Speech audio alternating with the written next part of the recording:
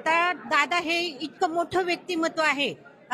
तो काय असा छोटा मोठा नेता नव्हता, तर तो महाराष्ट्राचा दादा होता आणि त्यांचा घात झालेला आहे की अपघात, आम्ही तर म्हणतो घातच झालेला आहे आणि त्याचा छळा हा लागलाच पाहिजे.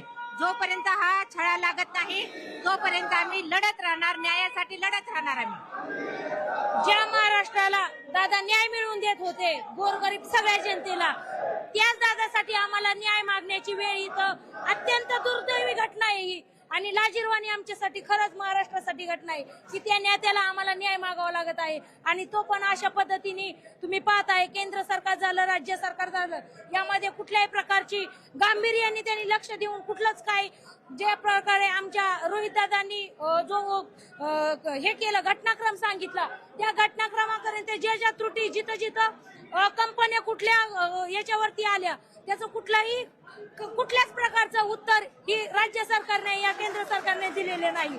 त्यामुळे बारामतीकर तसेच महाराष्ट्रभर ही तीव्र भावना की याची लाट उसळणार आहे आणि लवकरात लवकर यांनी लवकर न्याय मिळवून द्यावा. याच्या पाठीमागं कुणाचा हात आहे हा पारदर्शकपणे समोर आणावा, महाराष्ट्राच्या जनतेसमोर समोर आणावा, हीच आमची भावना आहे. निपक्षपणे चौकशी झाली पाहिजे, परंतु अशी चौकशी होताना दिसत नाही, म्हणून हे आंदोलन करावं लागते.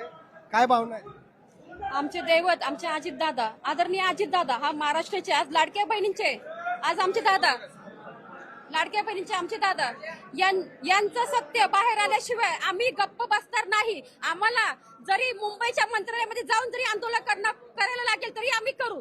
आणि आमच्या दादांवरती जे अत्याचार घडले, आम्ही कार्यकर्ते म्हणून आम्ही शांत बसणार नाही आणि हे न्याय मिळालाच पाहिजे. आम्हाला शांतता, आमचा प्रामाणिकपणा आम्हाला दाबू नका.